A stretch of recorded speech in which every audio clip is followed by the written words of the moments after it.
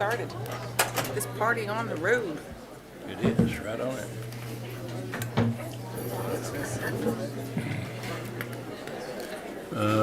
You look very nice. Let's wait till we get them in. That would probably be good. A legal advisor.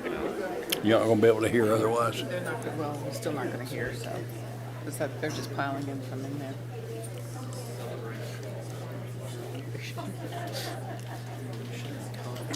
Here at work, not having to see anybody.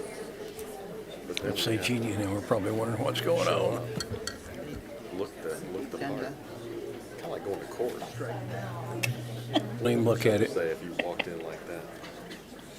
And they were first on the agenda. I said, no, you're not. Just tall. Get this guy new car. Oh my goodness gracious.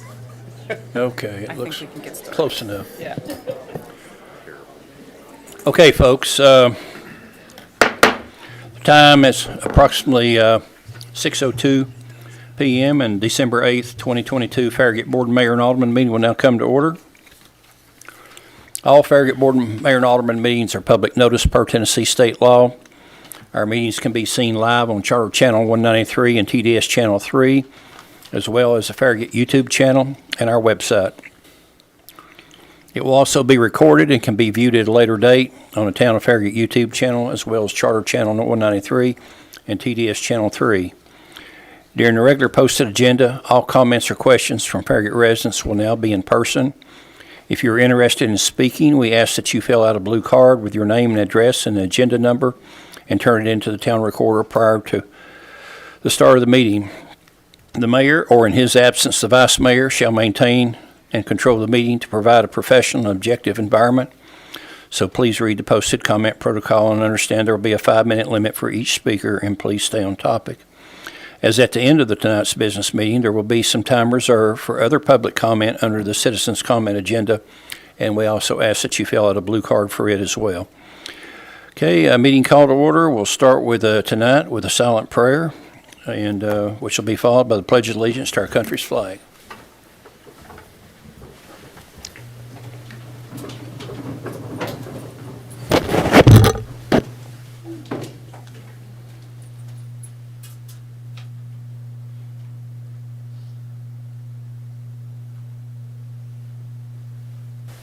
Pledge allegiance. To the flag of the United States of America and to the republic for which it stands, one nation, under God, indivisible, with liberty and justice for all.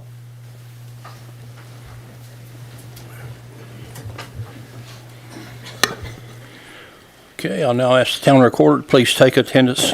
Roll call for a quorum. Burnett. Here. Alderman Meyer. Here. Alderman Povlin. Here. Alderman White. Here. Mayor Williams. Mayor Williams here. Okay, tonight we do have a amended agenda, so I'll ask for a motion. Move to approve the amended agenda, adding item 6G. Second. Okay. All in favor of approval, say so by saying yes. Yes. Let the record show the November 10th, 2022 amended agenda has been approved. Next will be approval of minutes. Any amendments to the minutes? Sure. None. Then I'll ask for a motion. Move to approve. Second. Okay. All in favor, vote by saying yes. Yes. Okay. Let the record show November 10th, 2022 minutes have been approved. Will be recorded as official minutes of that meeting. Okay, on the mayor's report, I'll start by thanking all of the Farragut staff and the Farragut Business Alliance for a very successful Light the Park event. With the nice weather that we had, I think all the kids had a great time when over 100,000 lights came to life. Also want to thank our staff, along with the Arts and Beautification Committee volunteers, for putting on the very popular Celebrate the Season at the Community Center. This was another successful town-sponsored event for the kids.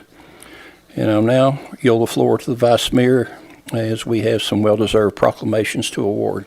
Yes, we have 3 proclamations tonight, and we're honoring the marching band, the Farragut Middle School Dance, and the Farragut High School Dance teams. And it is a pleasure to see all of you here. We don't ever get this many people here who are happy, so it's great. Truth. Clap it what we're gonna do, because we have a screen that can malfunction whenever it wants to, I'm gonna read all three proclamations, and then we're gonna bring the band down and take a picture, and then we'll bring the middle school dance team down and take a picture, and then we'll bring the Farragut High School dance team down and take a picture. So everybody's square on that? All right. So first proclamation, whereas the schools located in the town of Farragut are assets to our community and excel in many areas from academics to sports and other competitive activities, and whereas from time to time the achievements by individual students or groups of students are so great that they are worthy of notice and celebration, and whereas the Farragut High School staff, students, parents of students have reason to celebrate achievements in this academic year, and whereas during the 2022 season, the Farragut High School Marching Band competed in several area marching band competitions, and whereas the Farragut High School Marching Band repeatedly won first place in several categories, including Best in Music, Visual Effect, General Effect, Percussion, Color Guard, as well as Best in Class. And now, therefore, the Board of Mayor and Aldermen of Farragut, Tennessee do hereby congratulate Farragut High School Marching Band and their directors, Kenneth Carrico and Rodney Brown, for their accomplishments.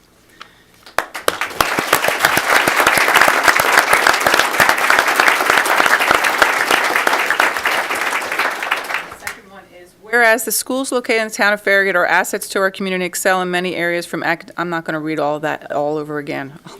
I'll go down to the third whereas. Whereas the Farragut Middle School staff, students, and parents of students have reason to celebrate achievements in this academic year, and whereas on November 5th, the Farragut Middle School dance team competed in the 2022 TSS Tennessee State Cheerleading and Dance Championship at Middle Tennessee State University. And whereas this is one of the most prestigious competitions in the state, and only the best high school and junior high school dance teams from across the state compete. And whereas the Farragut Middle School dance team won first place in junior high jazz division, and now therefore the Board of Mayor and Aldermen of Farragut, Tennessee do hereby congratulate the Farragut Middle School dance team and their coaching staff for their accomplishments.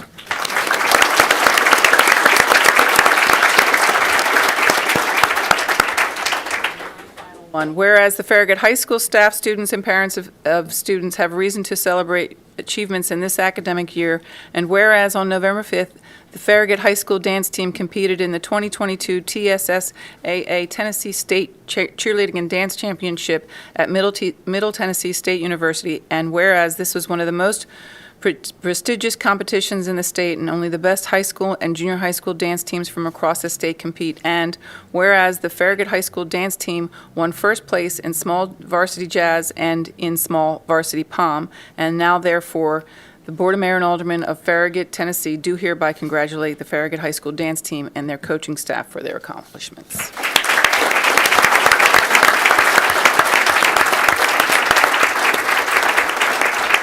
So let's bring the band down first.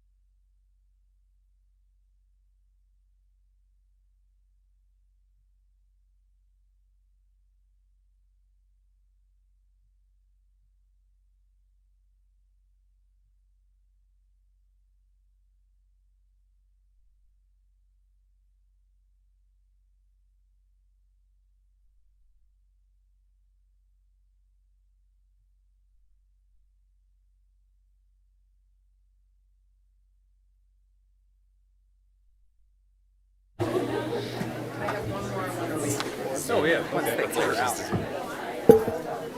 I don't think it has that on it. I don't think it has it. I don't think it has that. Again, we're not punching clocks, so. Yeah. Maybe I'll bring out Kate's old one.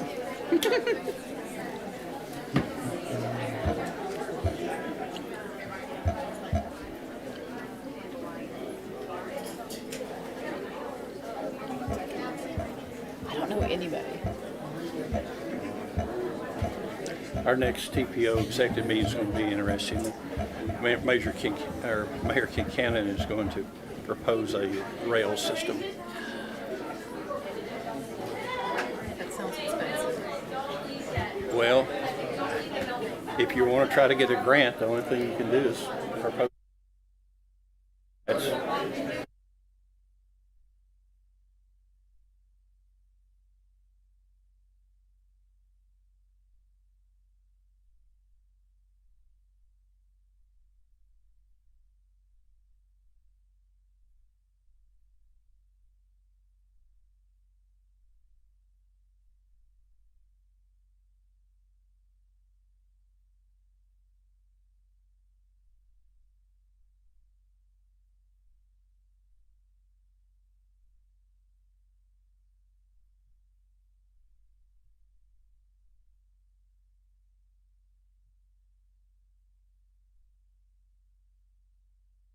I have one last thing I want to, it's not a proclamation because I didn't have time to see if they were available to attend the meeting, but I did want to make an announcement about our Farragut Parade.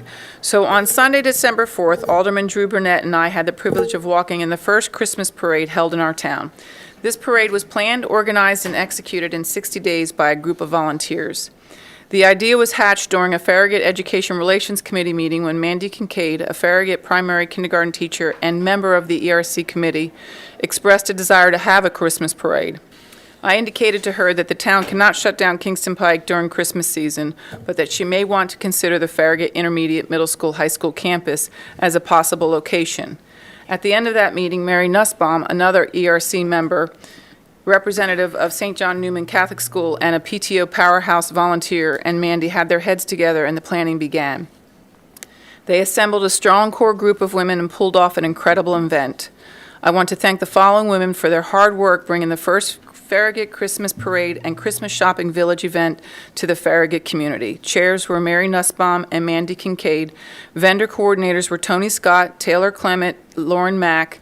Volunteer coordinators were Avery Hardman and Samantha Williams. Sponsorship was Michelle Morrow and Wendy Stiles. T-shirt and logo design, Jessica Capps. And social media was Stephanie Thompson and Meg Brown.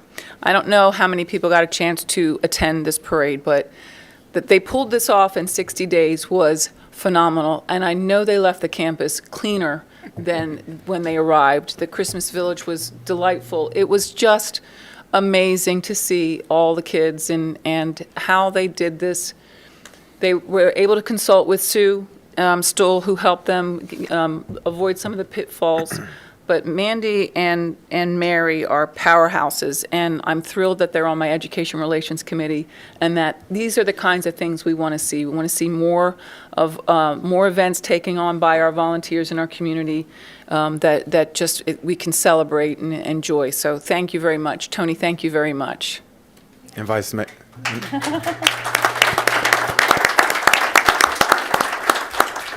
Mayor, I'd just like to add on to Mayor, if that's okay. Yes, go a couple ahead. weeks ago, I was at the gym and somebody said, "Hey, tell me about the Farragut Parade." And I said, "There's no Farragut Parade. I have no idea what you're talking about. That's the 4th of July." And then, long story short, me and Louise took part in it, and it was absolutely phenomenal. So, just echoing Vice Mayor Pavlin's comments, we had thousands of people up at the high school and middle school. I think when we ended up finishing the parade route, there were still people coming down, up through the high school. So there is an appetite there that is very exciting, and David may not be too excited with me, but I'm meeting with Mary next week, and we're talking about next year and what resources we can help them with, both from a planning and location standpoint. So just hats off to the folks that pulled that off. Okay, yeah, great job.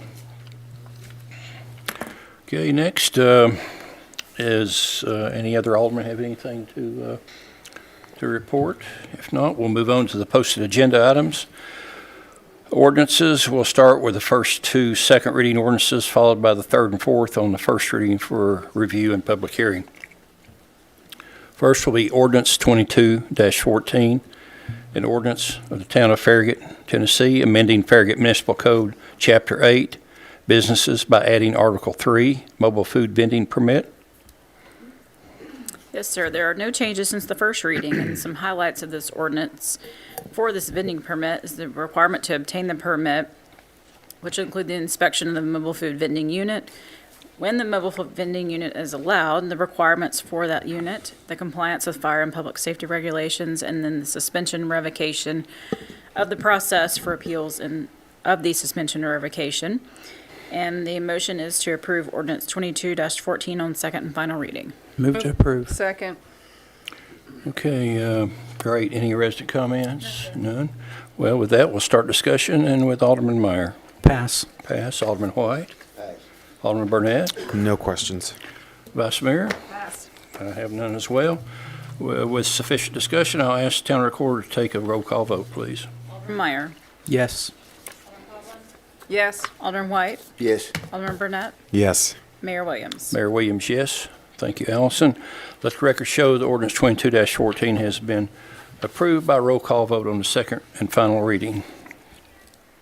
Next will be ordinance 22-13, an ordinance to amend the text of the Farragut zoning ordinance, ordinance 86-16, as amended pursuant to authority granted by section 13-4-201, Tennessee, annotated by the amending the Farragut Municipal Code, Appendix A, zoning, Chapter 4, Section 24, special event permit, and Section 29, grand opening special event permit. Yes, sir. These revisions are due to the creation of the mobile food vending permit that was just approved. And it's just to make it clearer for the sections that, and it will be to require the mobile food vendor to acquire the permit instead of paying for the special event per event. The motion is made to approve ordinance 22-13 on second and final reading. Move to approve. Okay, any resident comments on this one? None? Okay, any discussion? Alderman Meyer? Pass. Alderman White? No, sir. Alderman Burnett? No question. Vice Mayor? None. I have none as well. With discussion closed, I'll ask the town recorder for a roll call vote, please. Alderman Pavlin. Yes. Alderman White. Yes. Alderman Burnett. Yes. Alderman Meyer. Yes. Mayor Williams. Mayor Williams, yes. Let the record show that ordinance 22-13 has been approved by roll call vote on the second and final reading.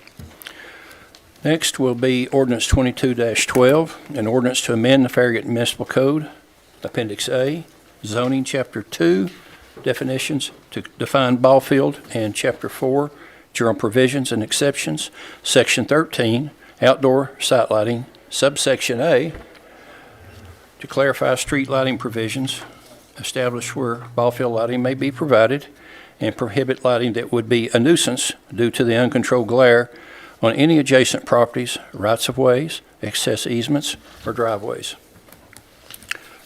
Farragut Preservation Partnership is the applicant. Okay, sorry. This is Mark Shipley. I'm going to present this item. Give you an overview of how we got to this point. We received an application from the Farragut Neighborhood Preservation Partnership a few months ago to have our outdoor site lighting revisited, specifically in relation to ball field lighting. That was their main concern. We had a couple of workshop sessions with the Planning Commission, and then at the September 15 Planning Commission meeting, I'd actually prepared an initial version of Ordinance 22-12 for them to make a recommendation on. But there was a fair amount of discussion at that meeting that dealt with the differences between ball field and tennis court lighting, dealt with where ball field lighting may be envisioned in the future, particularly on government property, clarifying that there are other sections of our zoning ordinance that have different lighting provisions, like the Outlet Drive entertainment area has some different lighting associated with it, for example, like the Top Golf, because of the uniqueness of the types of uses in that location and its location near the interstate.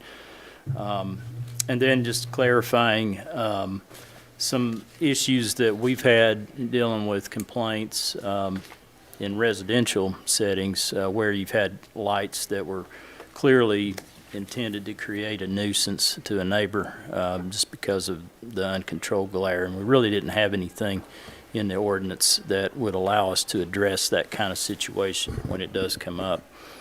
So I was asked to go back and work with the town attorney and the applicant to come up with some revised language for this ordinance. And so we, the town attorney and myself, we kind of worked together and put together the language that's in ordinance 22-12, and then we shared that with the applicant, and I think they were satisfied with what we put together.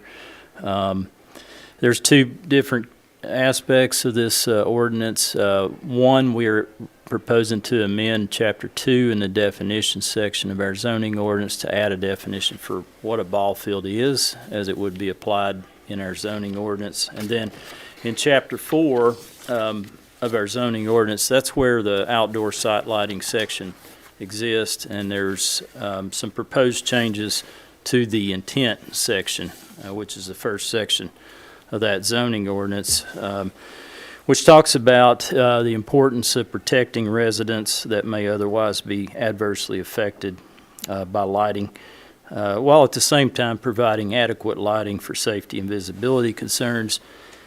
And then referencing lighting that would be provided for otherwise in the zoning ordinance or in the subdivision regulations. And that kind of addressed the comment dealing with Top Golf specifically in that area. And then to clarify that lighting for ball fields would only be allowed on government-owned facilities that host activities for public use and attendance. We've had ball field lighting at Mayor Bob Leonard Park since the late 80s. And of course, we have some at McPhee Park. So we've had these for a long time. And so this really is just kind of clarifying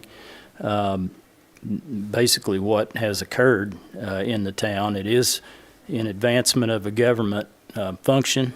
We're not using these lights to make money. It's not proprietary.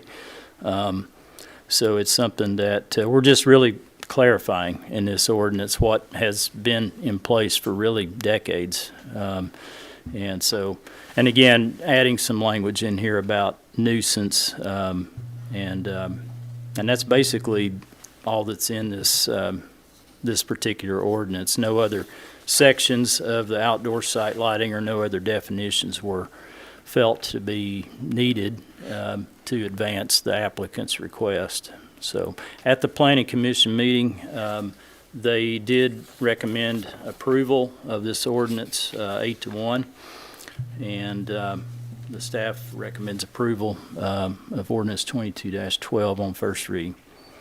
Move to approve. I'll second.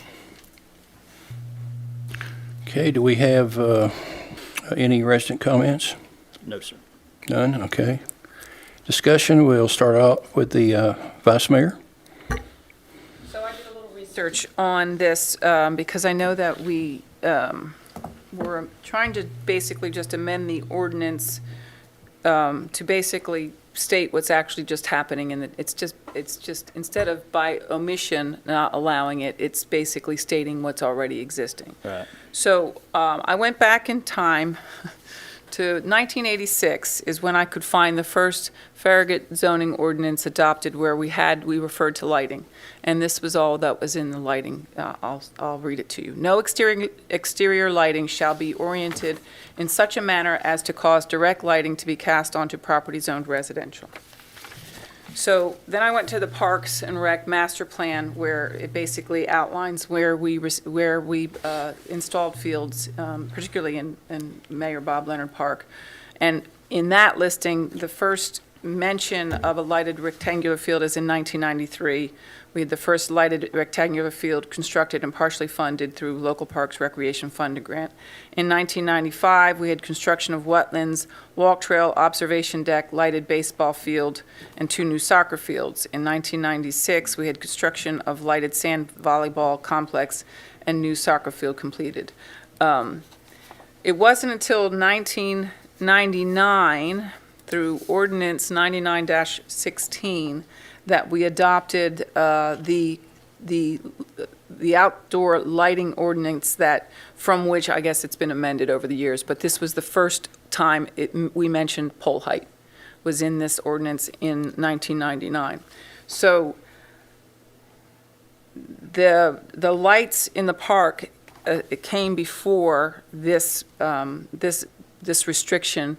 So in my mind, if we want to be in compliance with our lighting ordinance, this probably should have been part of that language in 1999. So to me, all we're doing is amending the light ordinance to bring us to, I can't say compliance, because I think we already comply with the state law or case law, but within what we're doing is spelled out in our ordinance. So I'm fine with this. It's the attorney has worked through the language and feels comfortable with that. It's basically just stating what we're already doing. So. Okay. Alderman Meyer, I pass. Alderman Burnett. No questions at this time. Alderman White. Yes, sir. First of all, it's a terrible change. I don't know why everybody admit it, but if you read the old ordinance, or the ordinance that's in existence right now, this basically says the same thing. It's basically the exact language. The only thing that changes is the sentence they put in there that any lighting associated with government-owned facilities and host activities for public use in attendance and ball field lighting, temporary or permanent, shall only be permitted in areas where it directly associated with the government facilities.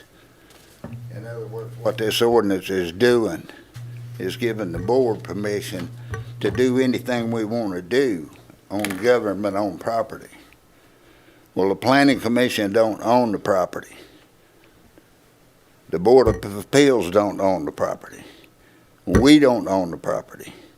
The citizens own the property. And everything that protects them in the old ordinance is there. No light shall shine, glare directly onto adjacent property or rights-of-way, access easements, or driveways. For the purpose of this ordinance, glare shall be defined as brightness within the field of vision, such as character to cause anyone discomfort, interference with vision, loss of visual performance, or visibility. The maximum number of foot candles is in this old ordinance. All pole lights shall be directed toward the ground. No portion of the bulb or the globe or the glass plastic surrounding the bulb shall protrude from the top of the box housing, shoebox style, and it can't be used at all. And no light can exceed 28 feet. No pole light. A pole light is a pole light, whether it's on a ball field, whether it's on a parking lot, whether it's on a highway, whether it's a flashlight on a stick, it's a pole light. And that's what the ordinances talk about. Now you gotta listen. They define ball fields, guys. They define ball fields as an outdoor playing surface designed for recreational purposes and sport activities, but not including tennis courts and pickleball courts. So they're outlawing every other kind of light on everything. So let's say a golf store wanted to come in here and they wanted to have an outdoor putting green. can't do it. But the old ordinance, which only allows a pole light to be 28 feet, anybody that comes in here can go through the process. Because you can go to the planning commission says no, you go to the Board of Appeals. The Board of Appeals by charter has the authority to grant variances, special exceptions, or on a one-time basis, a special exception. So if you go through the process, this ordinance works perfect. But where you're being snookered is the part about being able to do anything you want to on town property. And of course, Lady Vice Mayor is terribly wrong about what she said about the old ordinance, and now we're trying to correct those because it's done years ago. Well, the latest violation of the code was done at the basketball court on McPhee. There's no doubt it violated the code because this code is in effect. No facility of any kind can have a light pole above 28 feet. They're 60 feet tall on the basketball court that was just finished not long ago. So what they're actually asking you to do is give this board permission to violate the law. Now, people, this right here, this is the law. This is the law. It's stated by the charter that this is equivalent to civil law. We can't keep breaking this. We can't keep breaking this. I don't know anybody up here. I think they're all good people. I think they work hard. They try to do the right thing, and they've done a lot for the town of Farragut, and I'm new. And I don't know who these people want to be. But I know who I want to be. I stood right there and took an oath, my hand on the Bible, that I would support the laws of the United States of America, the laws of the state of Tennessee, and abide by all the codes and ordinances of the town of Farragut. That's who I'm going to be. You guys can be whoever you want to be, but if you vote yes on this ordinance, all you're doing is giving this board permission to thumb your nose at our constituents and say, hey, we don't have to follow the code because our attorney has already told us we don't have to abide by the code. So I just say, just take a minute and think about it. Read that language again, where they're exempting themselves from the code, and then vote. And I'd like to vote first, Mayor. I'd like to hear from our attorney. At this point, we're not quite ready to vote, but whenever we are, we'll have a roll call vote, so, and you can go first. Thank you. Okay. Mr. Hale, would you like to weigh in, please? I think I should. Over the years, the issue has come up any number of times in the operation of the town. The question has come up whether or not the town itself, which generally is adopting regulations to regulate private activity, not necessarily public activity, but it comes up, do we have to abide by the zoning ordinance when we're designing and using public facilities, creating public facilities for use by the public? And this isn't the first time it's come up. It's come up before in certain circumstances. I've researched this issue over the years, and the law is very clear that the majority view in the United States of America among the states that have considered the question is that municipal governments do not have to abide by their zoning ordinances when they're exercising the use of their property in what's known as a government or a governmental function as opposed to a proprietary function. There's no dispute about that. This is what the general law is. The law has not been, that law has never been considered by the courts of the state of Tennessee, but that happens a lot in what I do as the town attorney. The courts of this state have not answered a lot of questions. So what our courts say is we generally will follow the majority view of the other states. And so frequently, when lawyers give opinions, they give opinions based upon what they believe the law of this state would be were the highest court of this state to consider it. My view is, and I'm the town attorney, my job is to give advice to this body. My view is that the Tennessee Supreme Court, if they were faced with this question, would say the majority position of the states in this United States would apply in the state of Tennessee, meaning that the municipalities do not have to follow their own zoning regulations when they're using their property for a governmental function as opposed to a proprietary function. The question comes up, and I think the thing that frustrates Mr. White is that it looks like we're not following our own regulations arbitrarily. What you have to realize, and the reason the cases say this law exists this way, is when governments are designing facilities for use by the public, that is a fundamentally different kind of use than when they're regulating a shopping center parking lot, for instance. That's a private use where people are going, parking their cars, going into the store. When they're using property for like these playing fields, they are following the recommendation of their design professionals to put the kind of lighting up that makes it safe for people to use.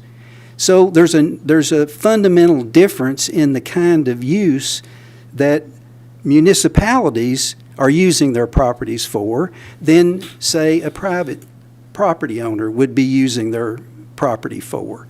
That's sort of the rationale that the cases use.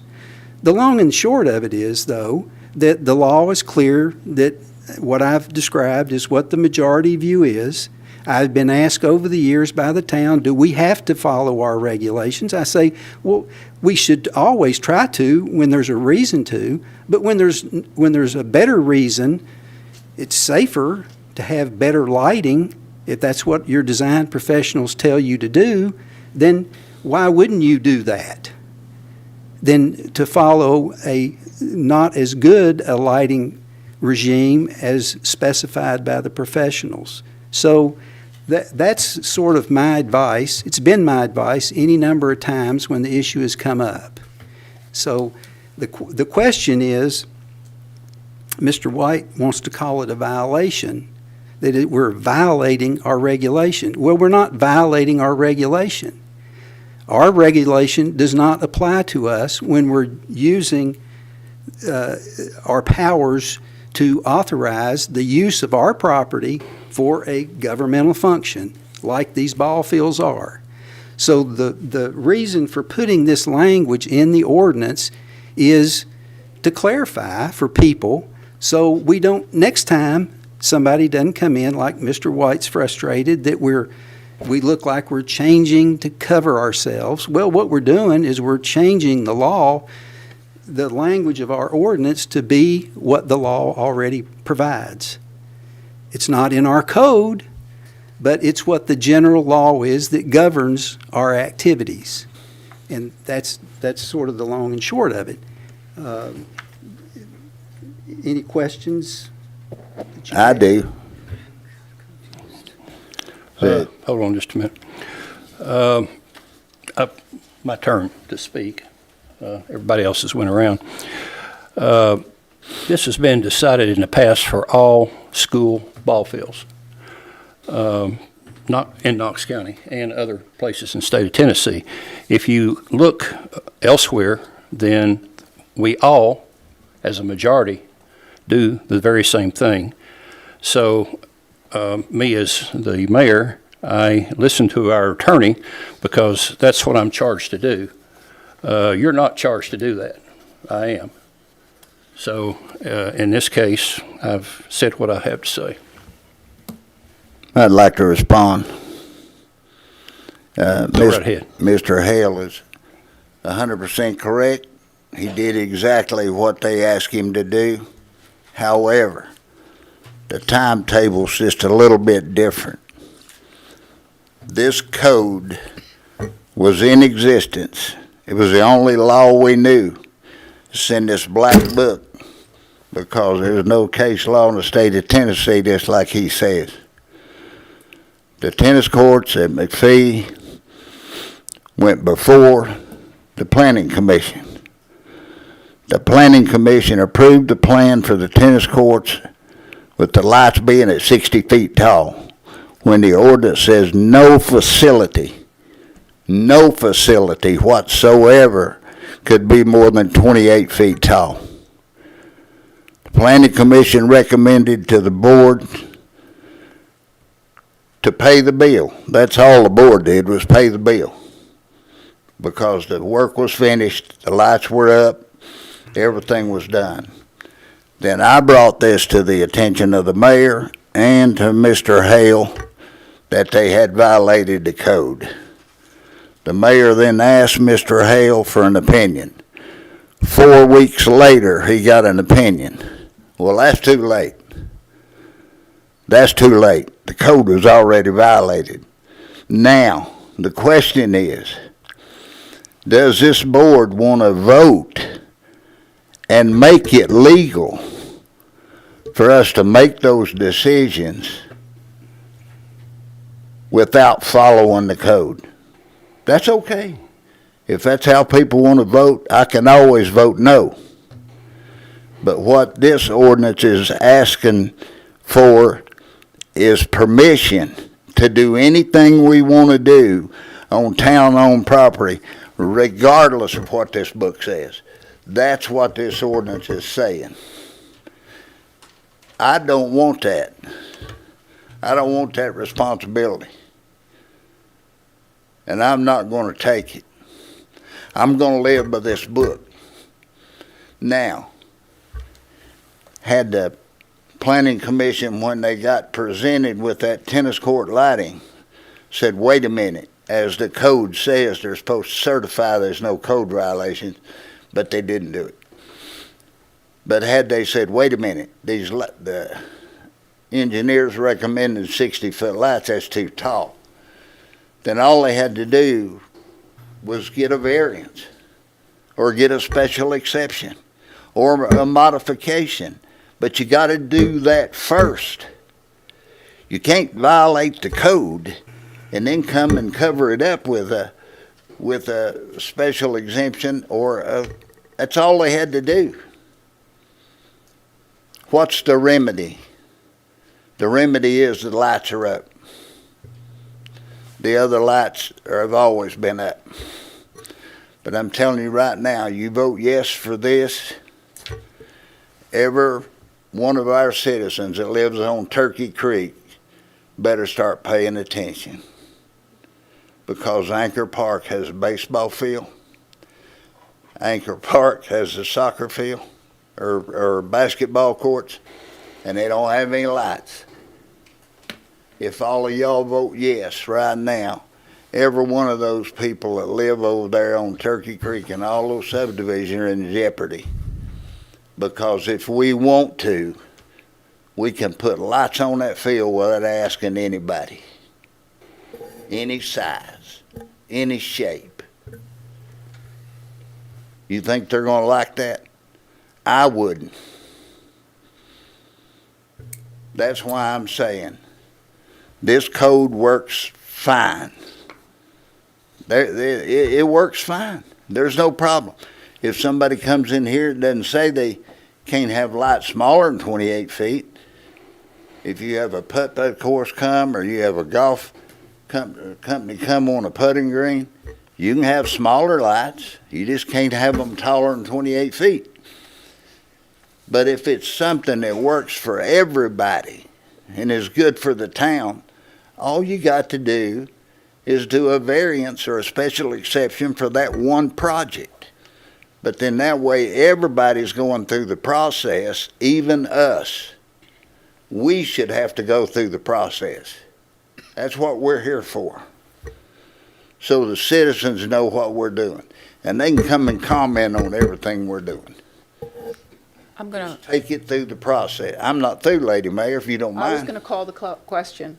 We understand your point. I wasn't through. When I'm through, I'll tell you. Well, I'm going to call the question. You can't call the I can question. call the I've got the question. floor. The mayor gave me the floor, and I've got it till I give it up.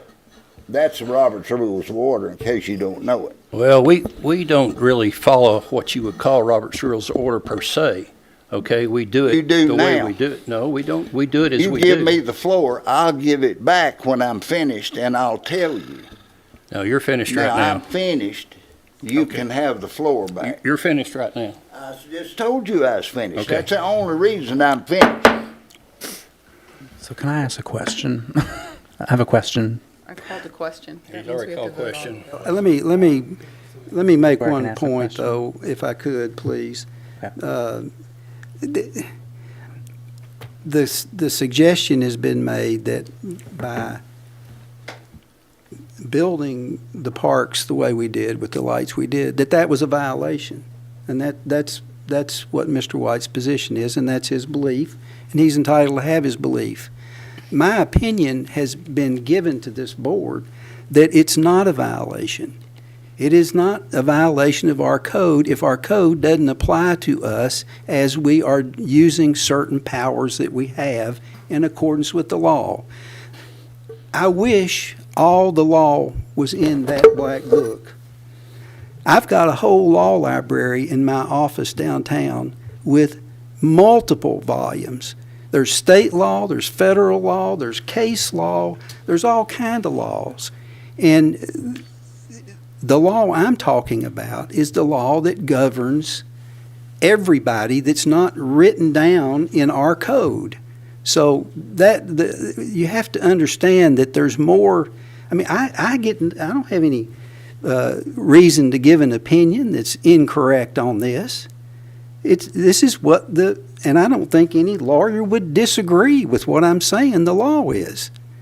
That's what the law is. It's not a violation that we put lights up that did not comply with our zoning ordinance, because our zoning ordinance does not apply to us when we are using our property for a governmental function.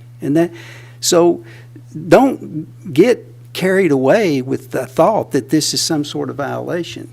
If you don't like a plan that gets brought here in the future for some other project, site plans have to be approved. If somebody wants to come in and complain about a project that the town is getting ready to do because they think that it should be different, there's all kinds of opportunity for people to come in and complain or suggest something different.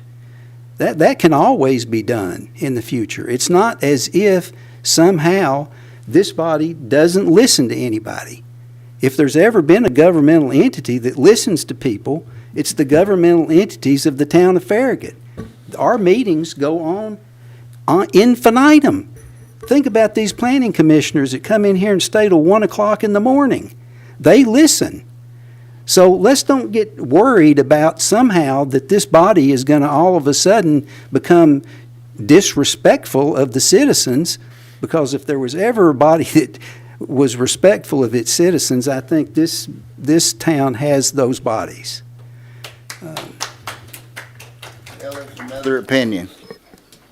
My question is not about the violation. Mine's about ball fields.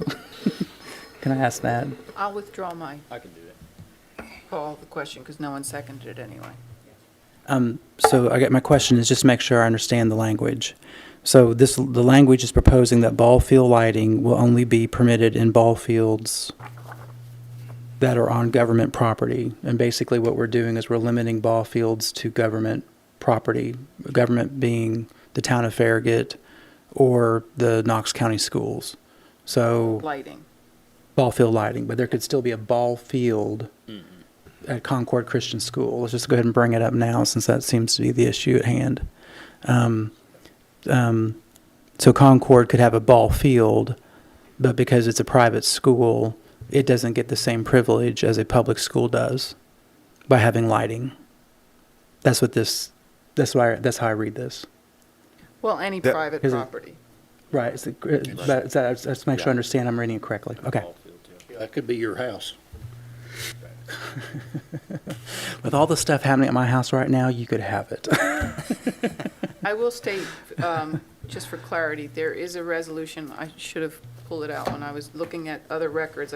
Came across the resolution from Anchor Park, signed by the Board of Mayor and Aldermen, that it would remain a dawn to dusk, a dusk park, where it wouldn't have lighting, It's a dark park. dark park. It's been decided quite some time ago. There's been all sorts of people that would have come and asked to put lights in it, and they've been turned down. So it's not something I will that's. find It was in one of the concepts for this at one time to exempt them, and that had to go back for, so how come it's not in here again? You already signed something we didn't know about? It was actually one of the items in one of these requests that wasn't voted on, Well, I which wouldn't- said Anchor Park was exempt from wasn't this the one that ordinance. drawn it up, Mr. White. That was done by our attorney and Mark Shipley. I didn't draw it up. So I can't tell you why it's not still in there. What was not still in? One of the original, when this was being workshopped, they pulled out and specifically parks, stated yeah. actual parks. And then when you guys went through it, you came around simpler language. Call than- it we used a generic term for the entities that would not be governed by our zoning ordinance. That's another point that I did not make, but states, property, they don't have to abide by our zoning ordinance. The county doesn't have to abide by our zoning ordinance. That law's very clear. That's why the schools can have. They're the not public formed by schools- charter, come on. The public You're schools- confusing the people with all that bull crap. That don't apply to us. The county don't apply to us. This don't apply to the county. I know This it is doesn't. the charter code of ordinance for the Farragut only. In the schools, the Knox County schools are located within the jurisdiction of the town of Farragut. Well, why didn't you answer the other question? Why is Anchor Park not exempted this time out of this language when it was before? Exempted. It said you could do anything you want to in town-owned property except for Anchor Park. I don't know, I don't remember there ever being Well, an it exemption was. for Anchor Park. It was a workshopped language that we were workshopping through different ideas on how to craft this language. It was part of a workshopped amendment that did not get voted on by the Planning Commission. There is an existing resolution that the Board of Mayor and Aldermen in the 80s voted on that states that Anchor Park is a dark park. So we don't really need to call it out because we already have a resolution that states that. Can I call the question and this time someone I'll second? second it this time. Need to vote on the question Call on the first, question. and then you would vote, if that passes, then vote on the ordinance. Okay. You understand that one? We'll need a roll call vote on that, please. What's the question? Call on the question that we're going to stop debate. Stop debate. Oh, yeah, okay. Vote on the question. Mr. White would like to be first. White? You call the question?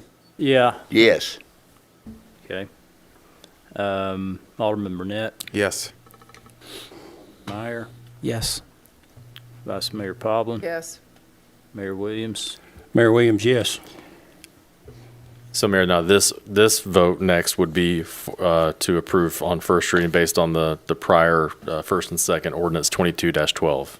Okay. With a motion on the floor that has been seconded and with discussion completed from all, I'll ask the town recorder for a roll call vote, please. Alderman White, Absolutely no. Alderman Burnett, Yes. Alderman Meyer, Yes. Vice Mayor Pavlin, Yes. Mayor Williams. Mayor Williams, yes. Let the record show that ordinance 22-12 has been approved by a roll call vote of 4-1 on the first reading. Next will be ordinance 22-17, an ordinance to amend the equipment fund FY23 budget passed by ordinance 22-09. Yes, sir. This ordinance is we have a couple of equipment purchases that were budgeted in '22, that were ordered in '22, but we did not receive them or pay for them until fiscal year '23, the current fiscal year. So because of that, we have to budget $100,000 that was originally budgeted in '22 to '23. So there's no change in the fund balance. And so the motion is to approve ordinance 22-17 on first reading. Move to approve. Second. Okay. Any resident comments? No, sir. None. Discussion?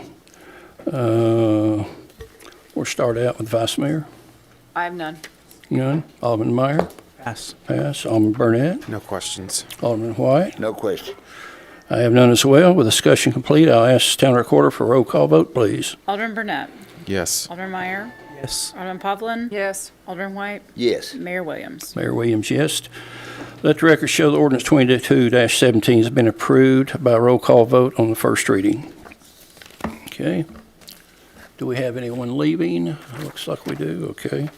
I'll give everyone a minute while we switch horses.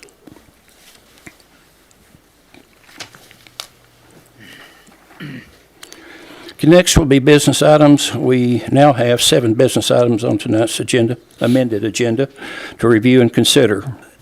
We'll start off first with approval of a variance of 122 feet from the distance between driveways and 65 feet from the distance between driveways and intersections for collector streets as provided for in the driveways and other access ways ordinance for a proposed single-family residence that is located on 221 South Hobbs Road.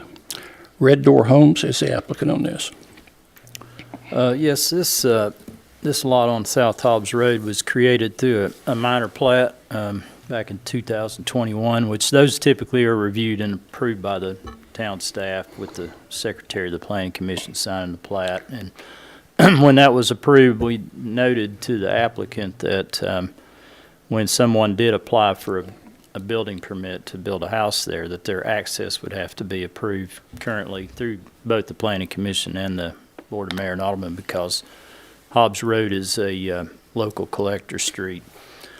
And for a local collector street, accesses are supposed to be 200 feet apart. You really couldn't put an access on this lot and meet that separation. So pretty much to have access at all, they would have to have a variance. The access that they're proposing does line up with the access that's on the other side, the east side of South Hobbs Road. And we also had the engineering staff go out and look at the site distance, and they were comfortable that the site distance was good in both directions. The access is about 80 feet, 78 feet from the nearest access on Hobbs Road, and then it's about 135 feet to the intersection. So the variance would be for both of those requirements. It obviously, with the engineering staff's recommendation and the fact that this is just one property owner, and the access does line up with the access on the other side of the road, the staff recommended approval of the access and the associated variances when this went to the planning commission. And they also unanimously approved the access and the variances at their meeting on October 20. So the staff does recommend approval of this access. and the two variances that are associated with this access. I would note that something I'll probably work on next year, as it should be a pretty simple thing, is these kind of access requests on non-local streets that are just for one property owner. I'm going to propose that we can handle those at the staff level and not have to drag somebody to both the planning commission and the board when it's pretty, minor. They're not generating a lot of traffic, and it does about as good as you can do as far as lining up with other accesses. So that's something I'll probably be presenting to the planning commission and the board next year, so you don't have to deal with this either. So it Is just, that just amendment to the ordinance? yeah, it okay. would be an amendment to the driveways and other access ways ordinance, just to streamline these kind of situations where it's just a single lot of record that, Right, yeah. We'd appreciate that, Mark. This is a situation where it's a very low-speed road. Yeah. There's not much traffic on it. If you tried to look at every single driveway in this town, we Yeah. would be years approving stuff. Yeah.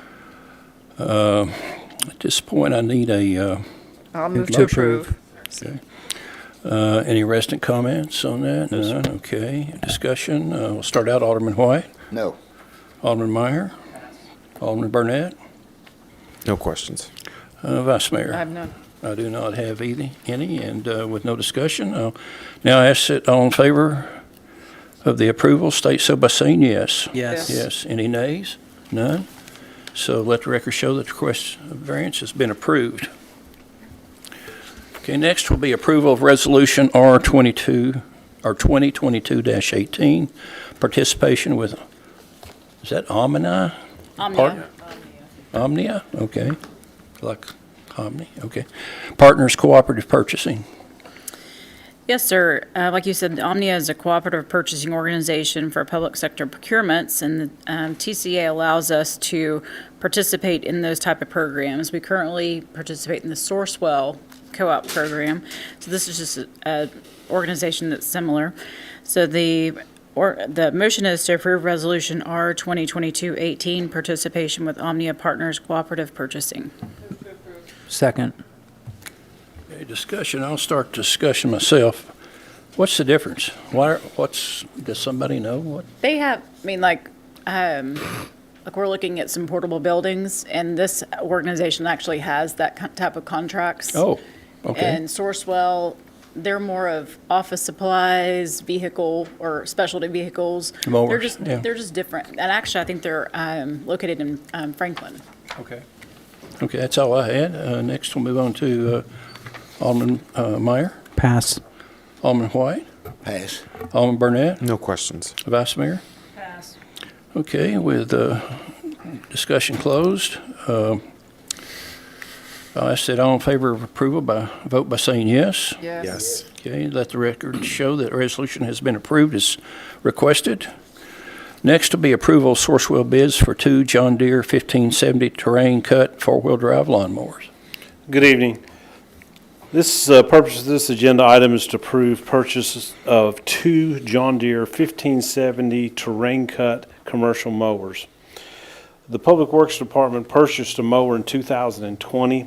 The mower has spent half of its time in the repair shop. Due to the performance issues with this mower, staff contacted the manufacturer, and it was determined that the vendor would buy back this piece of equipment for $19,000. The cost of a new mower is $35,310.27. Less the sale of the equipment of $19,000, the town's remaining out-of-pocket expense will be $16,310.27. The second mower is an additional mower that was approved at in the FY23 budget. Attached is bid pricing of $35,310.27 per mower through Sourcewell ground maintenance contract. The Public Works is in approval of this. Move to approve. Okay, any resident comments? None. I'll start off, Bud. Which one did they decide to buy back? What number was it? The equipment number, Yeah, was it a John Deere 1500, a 1520? No, it wasn't a John Deere mower. Oh, okay. It was you want the name of the mower? Well, we just don't need to go down that path again, whatever it is. We're not going to. Okay, great. I promise you I'm not. That's all I've got. We just had a lot of issues with that mower. Okay. And so they agreed to buy it back from us. And Okay. so, Then I'll move on to Alderman Meyer, Pass. Alderman Burnett, No questions. Vice Mayor, None. Alderman White. None. I don't have any more, just that one. Okay, with discussion finished, I'll ask that all in favor of approval state so by saying yes. Yes. Yes. Any nays? None. Let the record show the bids have been approved as requested. Thank you. Bud. thank you very much. Okay, next will be approval of grant contract between the State of Tennessee Department of Environment and Conservation and the Town of Farragut for stormwater infrastructure. A few weeks ago, we announced that the town had received a $1.7 million grant of ARPA funding, that's American Rescue Plan Act of 2021, funding that would be administered through TDEC for stormwater improvements to stormwater infrastructure. What we have here tonight is an agreement between TDEC and the town of Farragut that ensures that we're going to be spending that money in accordance with TDEC's requirements and on the projects that we put in our application. So it does require a 35% local match. We are doing that with ARPA funding, so you can say that we are using ARPA funding to leverage more ARPA funding. So it's kind of a win in 2 or 3 different directions there. So, all that being said, staff recommends approval of the grant contract with the State of Tennessee Department of Environment and Conservation for $1,721,566 for stormwater improvement projects. Second. Any resident comments on Yes, this sir. one? No, we do not have any. I'll start again. This is great. These kind of grants are what it takes to keep our town moving. This one particularly it's unbelievably, it's happening so quick, it's mind-boggling because they don't normally happen very quick. That's all I've got. We'll move on. Alderman White. Yes, sir. Daryl, the information I have that you and your department has been responsible for collecting millions of dollars from different places that provide highway work and all other kinds of things. I just want to congratulate you and say that's a great job. Well, I appreciate that. I won't take too much credit, but we're very pleased with the success we've had. Okay, Alderman Burnett. No questions. Alderman Meyer. Pass. Vice Mayor.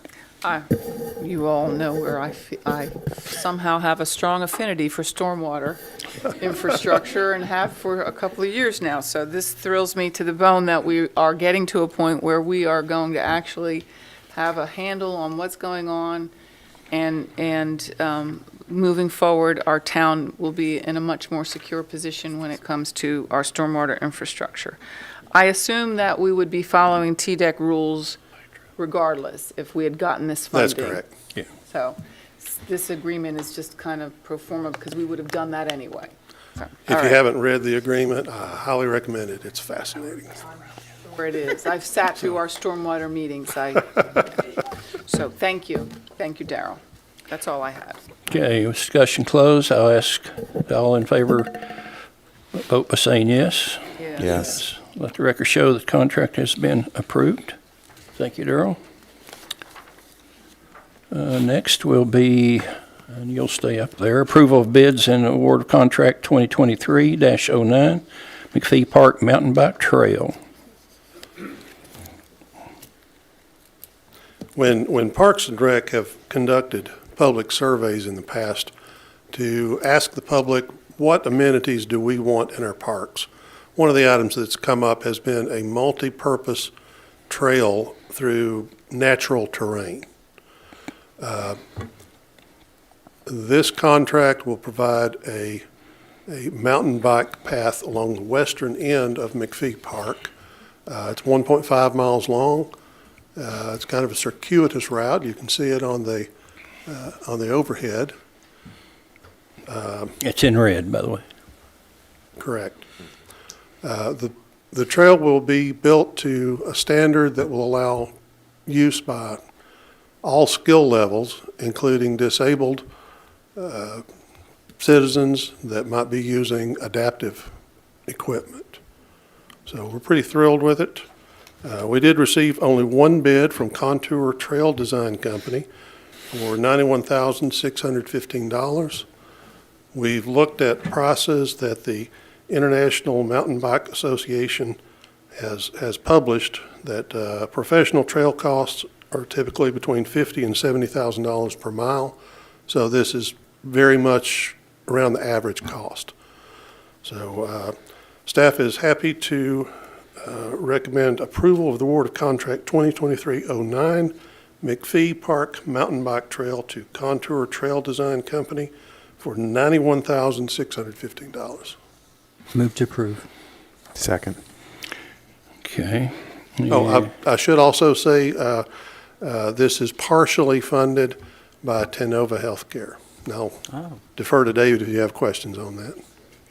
Yeah, that is an important thing to add.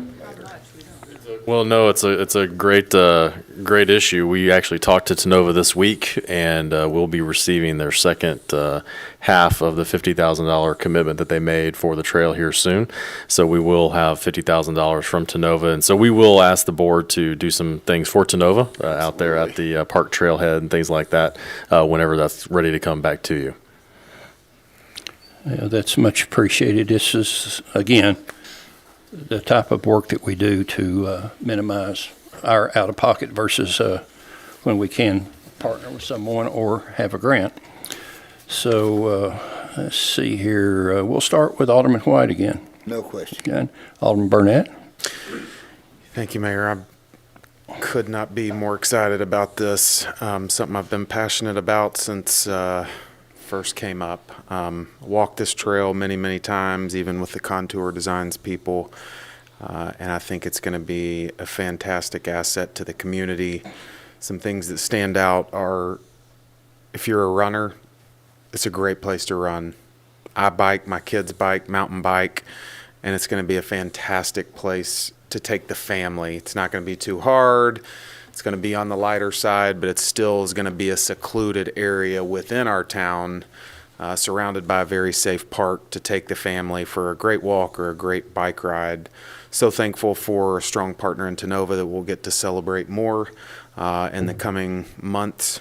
But I do think this is a fantastic addition to the backside of our park. And I'm glad to see it's finally in front of us. So, and also the kicker of, Contour and Sue working together to make this, I don't know what you'd call it, ADA accessible or not, but I know it's Americans with disabilities and wheelchairs and other types of devices have the ability to use it and even have turnaround points at different points along the trail. So very, very neat that we're able to add that kind of exclusive piece to this trail. Okay, thank you. Alderman Mayor. Pass. Vice Mayor. So just for clarity, our part is $41,615. We'll have. That's correct. Okay. And I can't understand why you can't get more excited about stormwater infrastructure. That's all I have. Okay. Well, I'm a biker as well, and I look forward to having this amenity. It's, if anybody's been to these woods, it's not much else you can do with it, so it's actually a great spend. Okay, with discussion closed, I'll now ask all in favor of vote. Actually, I have two speakers. Oh, I'm sorry. Two blue cards. Okay. Our first one is Susan Gartenberg. Yes.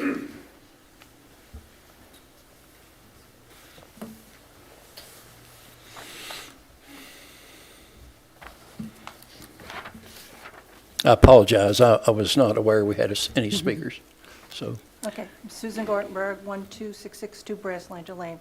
I have a couple questions about the bike trail. We have tremendous amount of drainage down Brasslanger Lane, and where that trail is, I want to know whether, are they going to be flattening that part of that woods? Are they taking down trees? Daryl, where'd he go? Aren't there plans to connect that greenway to the bike path, I believe? Yes, and actually, there should be minimal tree removal during this process. They've tried to move in and around trees. That's part of the keeping it in the woods. So there should be minimal tree removal. So we really don't know then.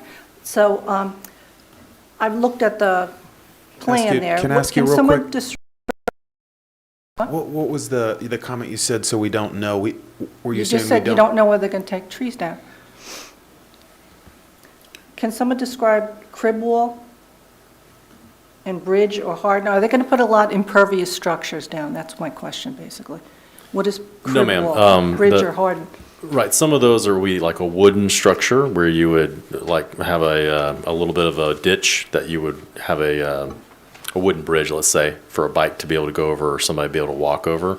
So some of that is part of what you're asking.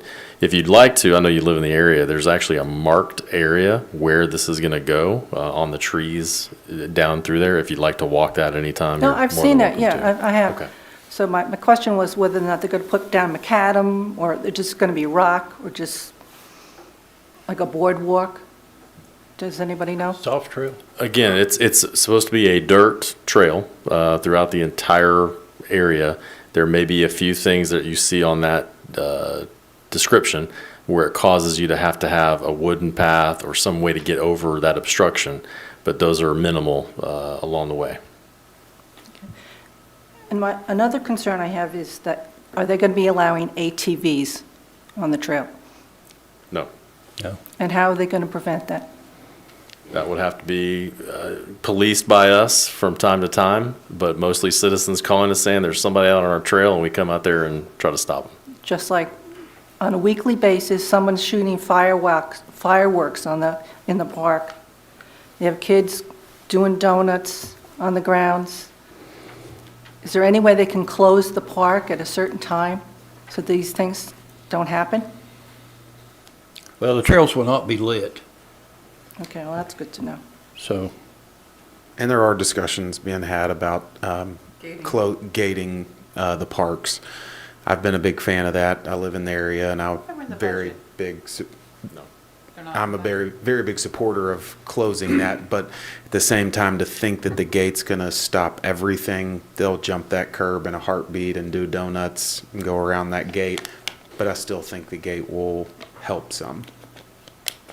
We have had success in catching the folks Yeah. that are doing this. Yep. And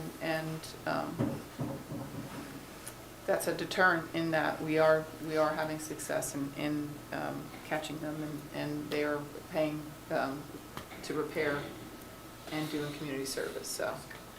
Okay, that's good to know. That's it, thank you. Thank you. Next. Our second speaker is George Ellis. Hang on, I'm scribbling down notes. You must be George Ellis.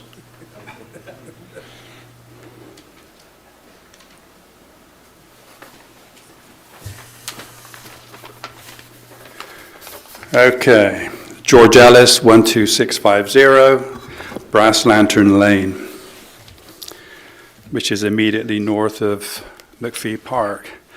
By the way, I quite enjoyed your back and forwards with the town attorney. I'm going to look into all of this. I love this kind of discussion because it needs to be done, especially where precedence is rather vague. If I were to tell you that I'm building a $10 million house on McPhee, it's pretty much completed. If I were to tell you that I'm not even going to put any front door on my house, you would think I was deranged. Maybe you do think I'm deranged. But the fact that we have a park, and now the addition of this lovely bike path, which I really think is a great addition to it, by the way. I'm not knocking that at all. This park really needs to be protected at this point. And now all this money has been spent to allow it to be open any time of the day, makes absolutely no sense to me. Actually, times of night. And here's the question, maybe for the town attorney and maybe the town manager. If it's marked, and this bike path is going to attract more people, which is cool, but if it's marked as the park should be open from certain hours, dusk until dawn, you know, whatever it might be. If somebody is in that park doing donuts or whatever kids do, and they have an accident, somebody gets killed, and it's outside the area of the hours of insurance, who gets to pay for the damages? Hence the need for some security, some gates. And I'm with Susan on this, asking about how we keep the ATVs off. In other areas, and people I've talked to where they've got these kind of bike trails, ATVs have been a problem. And if there's any way that the budget can be contained to have money to stop this, I don't know how you're going to do it. I really don't. But I would hate to see someone come barreling through on an ATV and hit some poor kid. That's something we just need to stop. But I sent the plans of the bike path to the people of Brass Lantern for dissemination. They can take a look at it. The town staff have been very, very helpful. I tell everybody, you know, you read on Nextdoor nasty things because people got nothing else better to do. But if you want to complain, you come down here. If you've got an idea or suggestion, you come down here. And I've told everybody on the street, these are the plans, this is what the town's trying to do. It looks really, really good, but let's just make sure it's as safe as it looks good. That's all I'm asking. So if we can find a little bit of extra money to put some gates up, that would be really nice. You have a fantastic piece of property there, and like I alluded to my imaginary house that I'll never build, if you don't have security or a front door on your house, then I'm sorry. You're just asking for a problem to come up. Other than that, thank you for your time. So if you want to give me some comments now, or the audience now, I'd love to hear the ideas you might have for this, for security or gates being put in, because everybody on our street and over in Price Farm is asking the same thing, because they're tired of the noise, and you live right there too. You don't like seeing fireworks go off at 2 in the morning. I don't either. So thank you. Okay, thank you, Mr. Ellis. Anyone else? No, sir. No, okay. Then we're finished with resident comments. We'll start with discussion. And I think we're done. bad discussion, yeah. Well, we were ready for a vote. Oh, yes, we were. And I jumped the gun. Okay, with discussion closed, then I'll ask that all in favor vote by saying yes. Yes. Yes. Okay, any nays? No. Let the record show the contract has been awarded, as stated. And we are still in discussion on the security measures, so it's, I don't know if Mr. Hall could shed light on some of the attachments that he's made, but to people that's doing that, but are we doing pretty good with that? Yep. Of course, you know, a lot of people don't know the park has cameras there, and they've helped out a lot. The town has spent money on cameras that catch some of the vandals, and just recently, this past week, we caught one of them, and they paid for the damages, and so it's been really successful. You know, if you see anybody in the park after hours or whatever, you know, I tell everybody to call our dispatch center and let them know, because the park's closed at, in Knox County and in the town at dark, so nobody's supposed to be there in dark, after dark. So, you know, the number, 24/7 number to our dispatch center is 215-2444.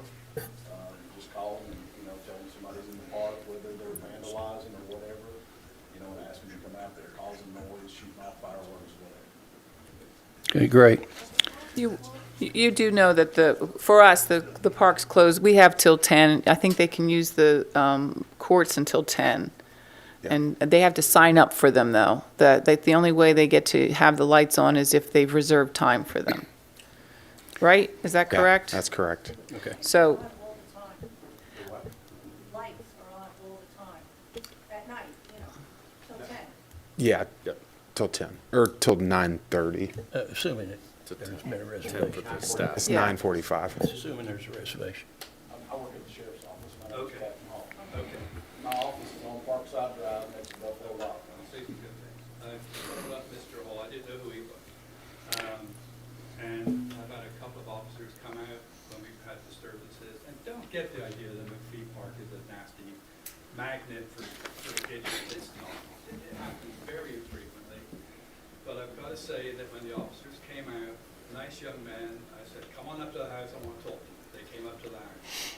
And they were the nicest guys, and they were just happy to help out. So as far as that goes, and the response time, and, the friendliness of these gentlemen are beyond reproach, no problem. That's all there is to it. But you're doing a good job. Okay. Thanks, everyone. Okay, next will be, If we don't get a call, we don't know something's going on. So I tell people to call us what we get paid for. I think a lot of people are hesitant to call 911 because it's not an emergency or an alarm or something. I didn't even know there was this.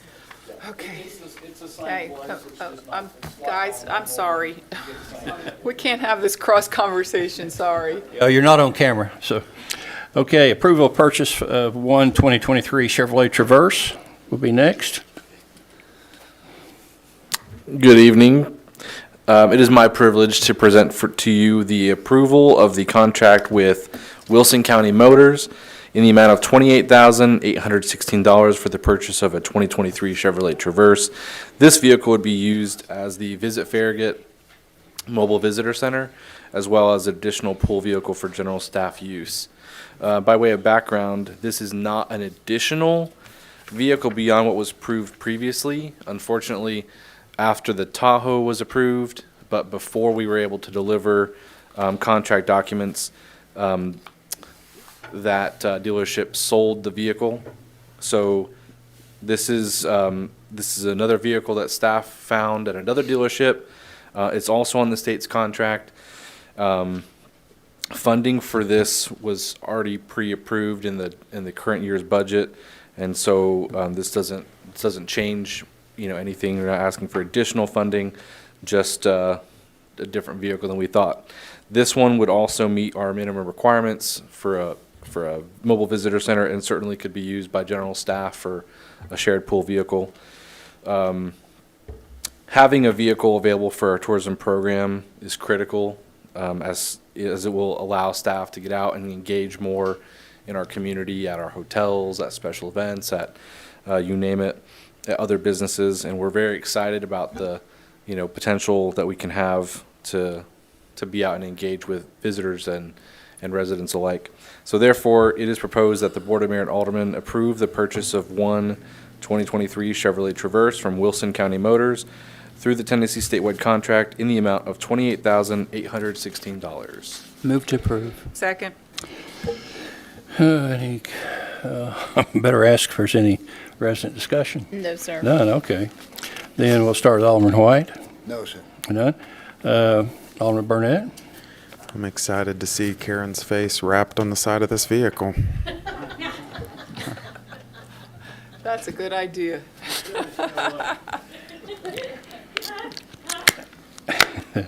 Alderman Meyer. Pass. Vice Mayor. Nothing. I don't have anything as well. Discussion closed. Feeling about that all night. I'll ask that all in favor vote by saying yes. Yes. Yes, let the record show the purchase has been approved as requested. Thank you. Trevor? Next will be approval of grant contract between State of Tennessee Department of Tourist Development and Town of Farragut. Thank you. I will also present this one to you for approval. This grant funding is part of the Federal American Recovery Plan through the State of Tennessee Department of Tourist Development. The purpose of this grant contract is to allow the Town of Farragut to participate in the grant program and receive reimbursements for approved expenditures. The substance of the grant contract itself simply establishes the requirements for submitting invoices for approved expenditures and how the town will receive reimbursement, along with other various record-keeping and invoicing requirements. Additionally, or I should say, based on the allocation made available to the town through the grant program, the town is eligible to receive up to $237,500 over the course of the 5-year grant program period, which is 2023 through 2027. Funding available through the grant program is anticipated to be used for additional part-time staffing who would help with implementing and administering the grant-related projects, tracking and paperwork for placemaking and wayfinding consultants, studies and development of a plan, as well as the installation of related infrastructure and signage, to equip the mobile visitor center, to fund the development, printing, and distribution of a visitor guide, as well as establishing and funding an ambassador training program, and to fund conference and trade show travel. It should be noted that only projects proposed in the first year of the program are part of the contract before you. The additional years, project proposals would be submitted to the state prior to the commencement of each fiscal year. Finally, participating in the state's tourism grant program would allow the town to receive additional funding that we anticipate will have tremendous positive benefits for the town as a result of the projects and initiatives that will be funded. Therefore, it is proposed that the Board of Mayor and Aldermen approve the grant contract between the State of Tennessee Department of Tourist Development and the town of Farragut. Move. Second. Resident comments? Yes, sir. None on this one as well? Okay. We'll start out with Alderman White. No questions. Okay, Alderman Burnett, No questions. Alderman Meyer, Pass. Vice Mayor. Pass. I don't really have any because this is a great program. But with sufficient discussion, I'll ask it all in favor of grant approvals. Vote by saying yes. Okay. Any nays? None. Let the record show the grant contract has been approved as presented. And that's it. Okay, next will be Town Administrator's report, and I'll yield the floor to the Town Administrator. Thank you, Mayor. I just want to remind everyone that this is the only Board of Mayor and Aldermen meeting for this month. Our next one was canceled due to Christmas. We do have the Light the Park going on every single night of the week through the end of the year. We've got different events happening almost every night, food trucks, different vendors coming out. So hopefully everybody can enjoy the park while it's lit for the next couple more weeks. We also just wanted to let everyone know that we will be closed here at Town Hall on both Christmas Eve and Christmas Day. So with that, I'll be happy to try to answer any questions if the board has any. New Year's, what's our New Year's schedule? New Year's Day, we are also closed. Day only, okay. Day only, yes. Okay, Town Attorney's report. I have no report tonight. Okay, thank you, Tom. We have any citizen comments afterwards? None at all, okay. Okay, looks like the time's approximately 7:35. And without objection, the December 8, 2022 Farragut Board and Mayor and Alderman meeting is now adjourned.